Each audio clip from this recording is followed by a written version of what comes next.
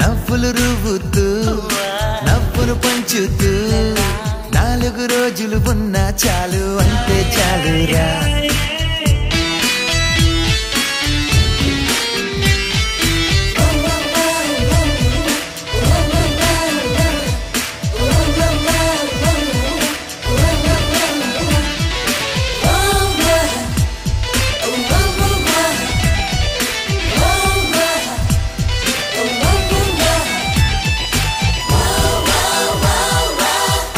పండుని పొందాలి అంతా ఆనందం అందిన వెంటనే పంచాలి